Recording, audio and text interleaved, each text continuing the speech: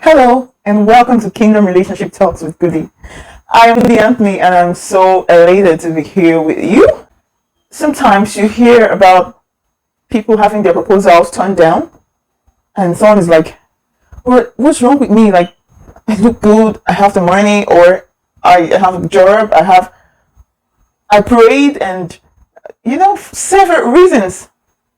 People just have their proposals turned down. Now I'm referring to guys in this aspect. And some of these characteristics I'm going to be mentioning could apply to the ladies too, because sometimes you're expecting someone to come for you to propose.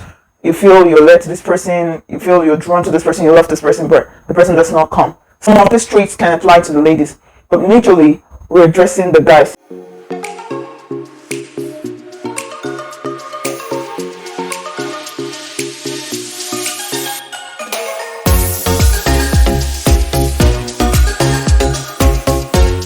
Number one, fear. So you're going to this lady and you're going to propose. You were so sure. Like some people even go with the vibes. Like I'm so sure she's going to say yes, and there's no reason she's going to say no. I've prayed. I have fasted. I have done everything. I have a job. I have a vision. I have whatever a lady can ask for. But all of a sudden you get disappointed. Fear can be a major curse of disappointment. And it could be fear of the unknown on the side of the lady, fear of past happenings.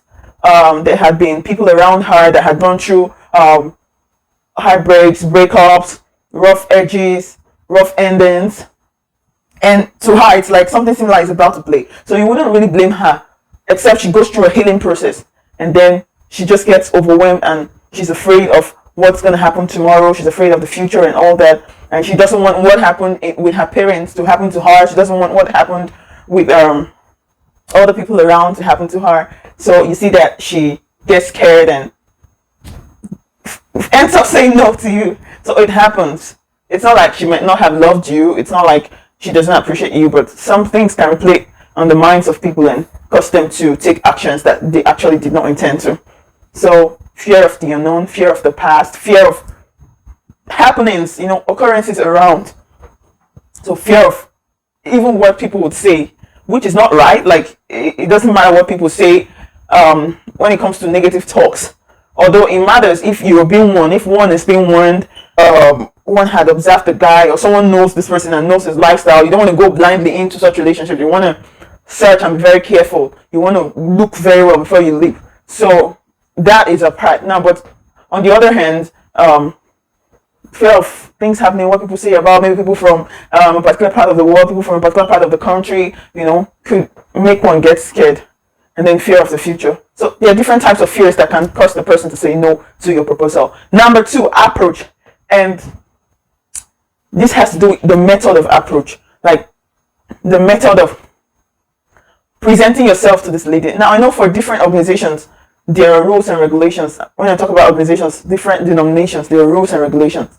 But you cannot just walk up to a lady and you want to claim the space, you want to claim her, you want to possess her by fire.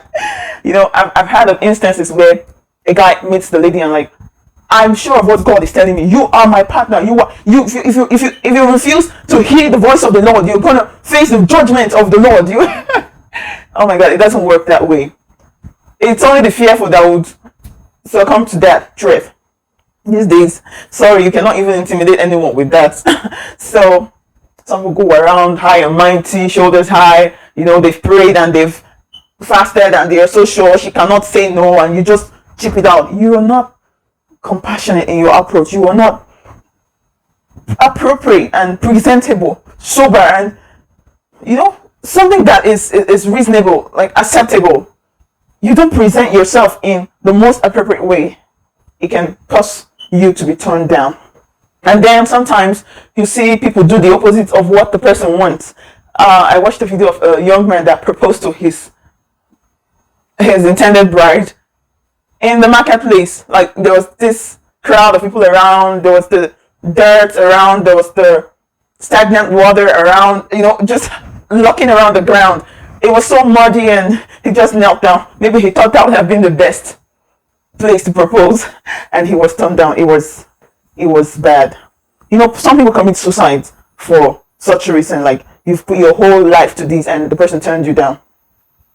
Sometimes not having the right mannerism, the speech you need to keep up with, can just mess up things for you. So generally, approach can actually turn things sour for you. So you want to have the right approach, the right method, no matter where or what instance you're operating from. You want to have the right approach to proposing. Number 3, personality type. This has to do with character flaws. Maybe someone has anger problems and it's like, I'm the boss here, you don't talk. Someone has quite domineering attitude. So I know of someone, there's the real life story. I mean, this is real. The story of a young lady that had to consider this young man, I think she had accepted and they were still coughing, they were still in the process. She had accepted this proposal and I think there was a meeting and she was to talk, or someone in the family was to talk, and he stood up and he was like, no, do you know who I am? Do you know that? Do you just know? Wait, I have to talk first before any other person. And even when the mother of the bride kind of gave him some stuff after the meeting and all that, because this person was a multi-millionaire, he was ungrateful, no thank you, no submission, no humility, nothing. He could bash the young lady anywhere. Oh, what are you putting on? What is this and that? So such kind of attitude. You have anger problems, you're incorrigible, you're unteachable, you know it all, and you're known for these things. And then you want to go and propose to someone, and you want to even claim rights. You're domineering. You're domineering. You don't give the other person, you don't give people generally breathing space, and you don't know that people are actually watching you. So you just feel you're the king of the world. So it can actually be a problem. There are other character flaws that can cause you to have your proposal turned down. And some other types of personalities, we have immaturity, childishness. Now you see a young man that cannot be responsible. You're known for being irresponsible. You cannot take charge of your own life. You cannot make your own decisions. And someone is just friends with you, and you're just the mommy's kind of son, and mommy's kind of man. My mommy, mommy's boy. You're not man enough to be able to think and get the right stuff for your life. It's either this third party is into your life, that person tells you this person, and you're known for it. And sometimes, even when you go to propose to the lady, she might ask you some questions, and she will be observant. She will observe that this is the kind of person this person is. It could pose a challenge. So another aspect of this is lack of empathy for people. You are not the nice kind of person. You don't know how to treat people. You are harsh. And this is still in line with what I just said. You are harsh. You don't know how to deal with people amicably. You're not a team player. You're just in your own world. Maybe a lone ranger, maybe a sadist or a narcissist. And these traits are so visible in you. You got to propose and people know about this, or it can be observed right there. It will be turned down. So you need to work on yourself. You need to ensure that you are virtuous, truly virtuous, and you have the kind of life of Christ that is required to be acceptable by men. Because if you don't have the life of Christ, definitely it will repel people from you, and it will surely repel a godly spouse from you. So number 4 is appearance and comportment. This is so top notch as regards our discussion today. Appearance and comportment. Lots of persons don't know how to appear well, my brother. You're going to propose, and I kind of see some brothers have this huge kind of shirt. Sometimes if they're moving like this, it's like they have hunchbacks. You don't know how to trim yourself and appear so good. And you have poor hygiene. You don't know how to take care of yourself. You're dirty. You are unkept. You are tattered. You don't even know how to organize yourself. You don't know how to combine your colors. As much as we say one should not be carnal, my brother, it's very important for you to know how to dress, to present yourself. Yeah, not like pretending, but you learn it and be able to keep up with dressing well, appropriately. Don't say it's all about the spiritual aspects. I have prayed, I have prayed and prayed. Oh, it's your prayer. No, prayer is very important. but appearance is also very important. Now, some people have they have mouth odor and body odors, and this could be a real challenge, I tell you, because by the time you are saying, the Lord said to me, the Lord said to me, you are my wife, and I was in a dream, and you dug me out of the pit, and you rescued me. I had no one else. Or you're saying, I love you, good news, I love you. Your breath is already causing nightmare. So even if the lady goes to pray about it, or she wants to think about it, or she, there and then, or whatever, the breath is already causing nightmare. So you have to check yourself. And sometimes this may not be something in you, like you may not necessarily have consistent bad breath, but maybe at that time you've not eaten, or you've been closing your mouth for a while. I mean, you need to freshen up. You need to make sure your breath is fresh and your body smells good. Like, they need to be presentable. Don't make someone's answer so difficult. Don't make a yes answer so difficult to give. So hygiene is very, very important. Take care of yourself and present yourself acceptably. Number 5, polygamous traits. You all know what polygamy is. You all know what it means, like a guy having several ladies. So in these aspects, you see a guy. First of all, let me tell you a story. So I watched this video and it was a real life story. So a lady was kind of airing her opinion about some brothers in the church and some young men in the church. And then she was like, oh, some guys are not really born again in the church and not really saved. Look at what they do and that and this. And the pastor was like, how do you mean? And she was like, okay, there was this guy that came to her, that proposed to her. And he had proposed to her friend that she actually knows. And he had also proposed to someone else that was far away in school, some school. And he did not know that they all knew themselves. They were all connected in one way or the other. So he's going here, he's going here. Like, why do guys even do that? If you have reasons, if you know of any reason, guys actually, brothers, men, some men, even some so-called Christians do that, just please leave your comments in the comment section below, and let's know why men actually do that. And when I mean men, even in the Christian faith, they do that. You want to hold down this person, you want to hold down that person. You travel to Kafanchan and you hold down this person. You go to another country, you hold down. You go to this other part of the world, you hold down. It's wrong and it's unchristlike. It's not the nature of Christ. It's not like maybe you went for someone and it was a no, and you went back and you prayed again and you took up courage and you went to another person as the Spirit of God led you and as the love of God was implanted in your heart. It's not like that was what you did, like A did not work, then you went for B. But this one, you're hooking down, and if someone is not sensitive, one of the ladies will just like, oh, this guy, if not, oh, this guy, yeah, he loves me, he wants to marry me and all that. So these traits, if the lady knows about this, if they all know, they will never accept your proposal. We've had men like that jumping around, not necessarily committing fornication. Some do that, which is still a sin against God. But they just go around. I'm talking about guys going around, getting so close, unnecessarily close with this lady, getting unnecessarily close with that lady, and before you know it, arousing emotions, and there's a clash of emotions and all that. So one, should not be a community center. Do not be someone that does not know what he wants. If you know what you want, you know what God is saying, you know what you want, you really want, go after that. If it doesn't work, all glory to God. God will always provide a lamb for the sacrifice. So you don't have to go around testing people. If it's known, if you're known to be such kind of person, definitely you might even face delay in getting married because you are known for doing that kind of thing. Except to go so far where someone does not know you, and you know now what they say.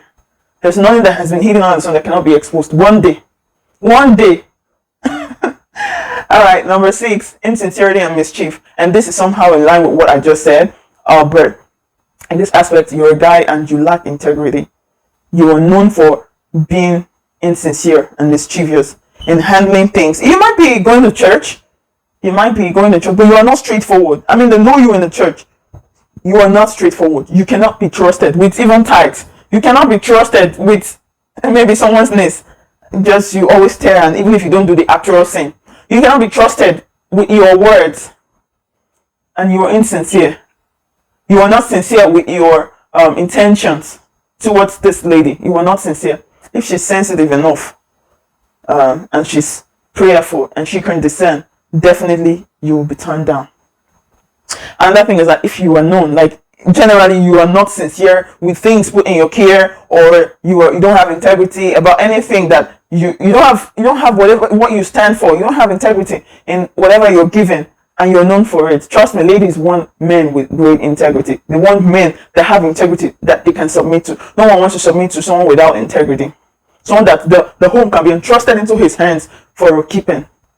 So that can actually that can actually make your proposal get turned down. Living a double standard life, you are saying you are saved, you are not saved, you're here and there, you are chameleon in nature, it can actually get you turned down. So you need to stand for truth. You need to know what you stand for. You need to have integrity. You don't have to be mischievous. You need to be sincere. Even if you are not up to the standard, be sincere. Let people know you for sincerity. Let people know you for integrity. And I tell you that it will definitely pay. Number 7, negative past. This could be related to fear, because sometimes the response may come from maybe this person has heard of your past and all that. Maybe the lady you're going to propose to knows about your past, and she's like, I don't know if I can actually cope with this. I don't know if I can actually do this. I don't know if I can actually go with this guy that has this kind of past. And it takes time for someone to, people are different. So on the other hand, you have a negative past and you actually haven't truly amended things.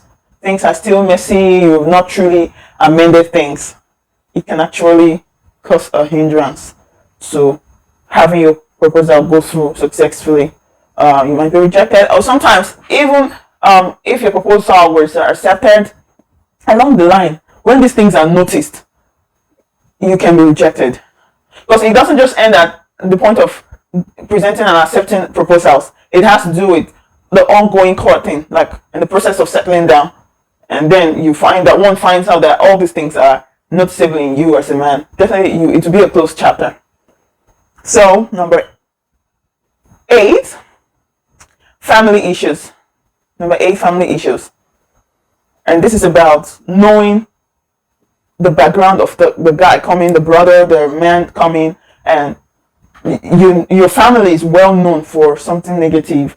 Your siblings, your parents, or maybe you happen to have grown up with this lady you actually want to propose to, and she had something to do with your family, maybe in the past or something, or recently prior to your proposal, like she didn't even know you were going to propose, or she kind of knew, or whatever the case might have been, but something happened and your family treated her badly, or your mother treated her badly, or your siblings, or she noticed something negative, a negative trend in your family, or she was told and it was confirmed true about a negative trend in your family, either spiritually or physically.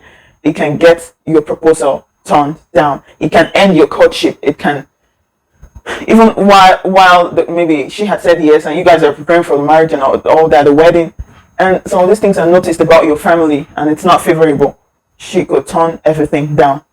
So, and that would include family stigmas, like something that happened in the past and this family is known for this, or out of this family came a higher killer, or something like that. So it can actually spoil things. Whatever issue it is with your family, you need to amend. You need to clear your slate as much as you can and let God flush away every issue. And generally, we just have to be nice to people, because you never know tomorrow who can be your potential spouse. So we just have to be nice to people, treat people appropriately. And number 9, spiritual red flags. This begins with both your salvation state. If it's double standard, you're not genuinely saved, and you're not truly born again, and it's not, it's obvious, or maybe God reveals it to the lady. That could be one reason your proposal could be turned down. And then secondly, I know of ladies that really pray. Like, I'm not saying the guys don't pray, they do, but I've seen a situation. For instance, there was this story of a dear one, and this is a true life story. So she was proposed to, but she did not give the answer there and then. So she said that she was going to pray about it, and the guy that proposed to her, the young man that proposed to her, was so lovely. I know them very well. So he was so lovely, like he couldn't hurt a fly. Everyone loved him. Everyone I mean, love to be around him. He had no issues. Like, he had no enemies, in quotes. You know what that means? Like, you don't have problems. You're just easygoing, just like that. So that was how this guy was, and he proposed to this lady, and she went home and prayed about it. And according to her, she saw a revelation of something terrific. She saw a revelation of something terrific about this brother. And up till the moment we're speaking, I mean, I'm presenting this. Up till now, the brother does not know about it. Of course, he's married, but she turned him down because of what she saw. And she really prayed sincerely. And she turned him down. She later on went on to get married to someone else later. And it was so wowing. So like, people were like, what? Turn down this nice guy, and that was many years ago. But she knew what she saw. So for some people, they may stay and pray their way through. I don't know what God meant. Was she supposed to stay and pray her way through and destroy that yoke and get married to him? Or was she supposed to just run away, and the brother was supposed to maybe seek the face of God and get rid of this? That's why I tell people, you want to marry, you need to deliver yourself. You need to pray certain prayers. You need to really pray about yourself, your foundation, your spouse, the person you're going to marry. You need to sanitize yourself. Don't say you've been in church for years or you're this and that. You need to pray. You need to really pray and prepare for your marriage. Yeah, because certain things that man does could have opened the door for spiritual attack.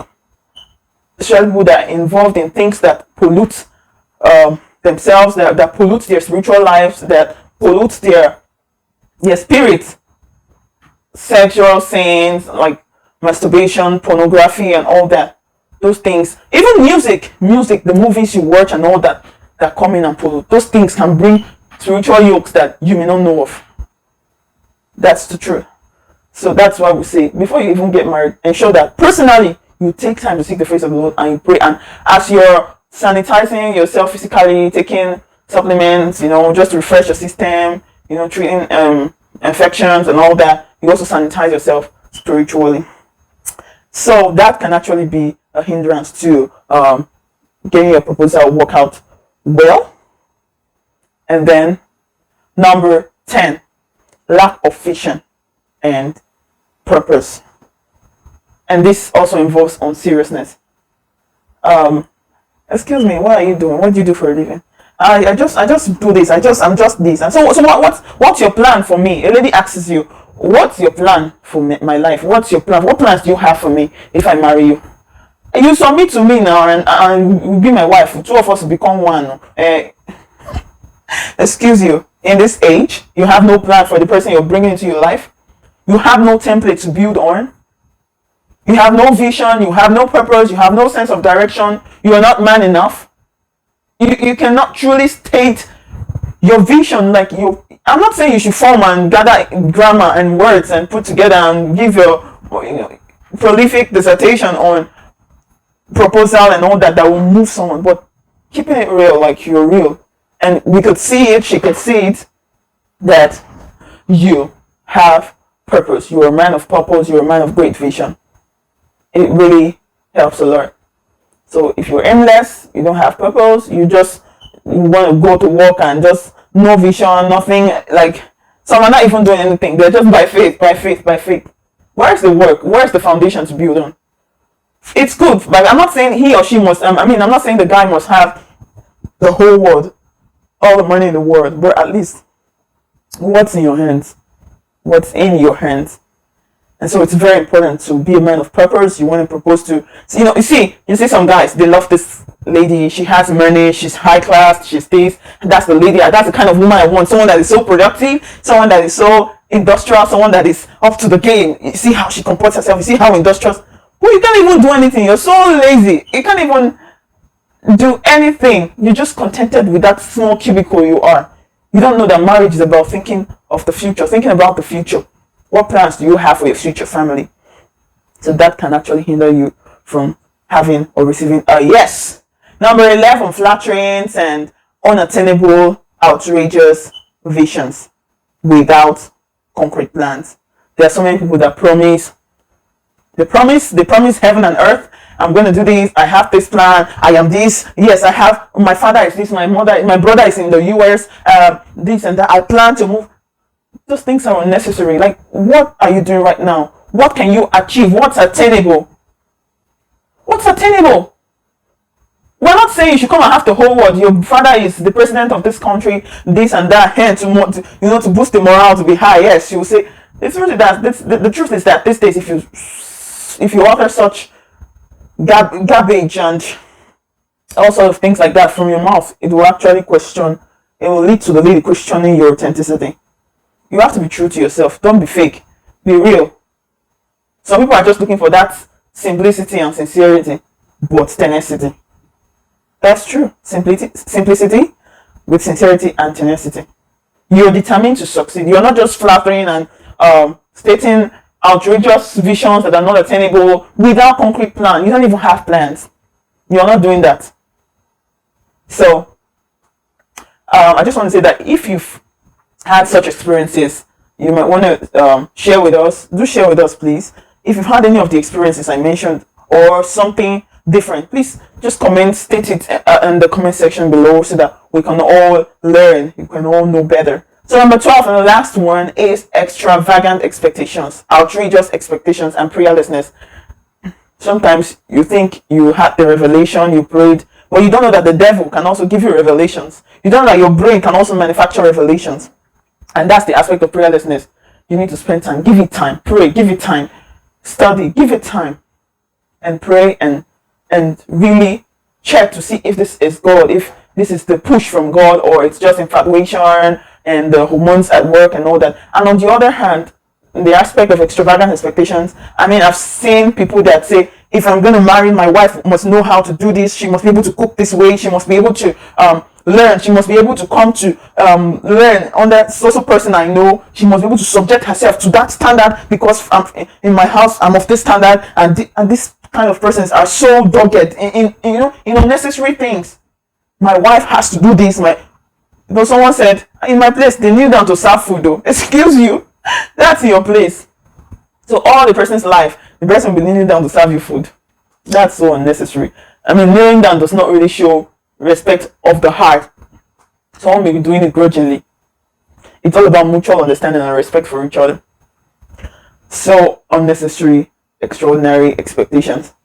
And you just say it generally. You tell people, you don't know who is listening. You don't know if you're talking to the sister of the person you will later propose to in life. No, I don't. This is my standard. This is how we do it. This is that. Or you go to, some people even go as far as talking to the lady they're trying to propose to, in my place, this, and they start talking. This is, yes, I love you, but this is how I'm, and they're more than sure that she's going to say yes, and she's going to bend down and worship you and adore you.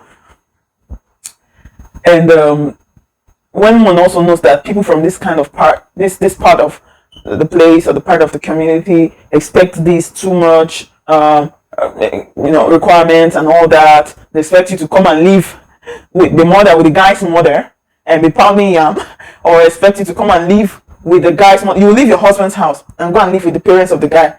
And I don't know, what is that, industrial training or internship or what?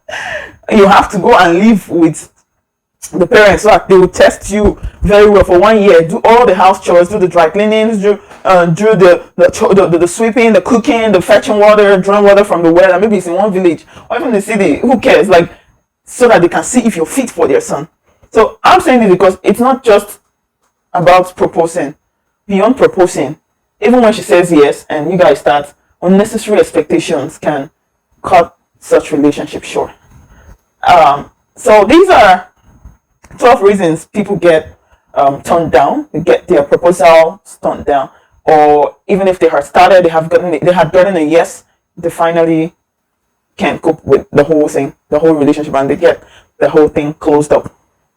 These are reasons. So if you have more reasons, like about someone that went through similar situations for a different reason or for a similar reason, or you have a more practical story, please share it with us in the comment section so that every other person on this platform can learn. You just might be saving a soul. Thank you so much for joining us. And please, if you have not subscribed, do ensure to support our channel. Click on the subscribe button down there, as well as the notification bell, so that you'll be notified whenever we upload videos. And please do support our channel, like our videos, comment in the section below, that's in the comment section, and share our videos on all social media platforms. Go and oh my god, go and propose. Go and subscribe now. Subscribe to my channel. Thank you so much, and I'll see you in my next discussion. Bye.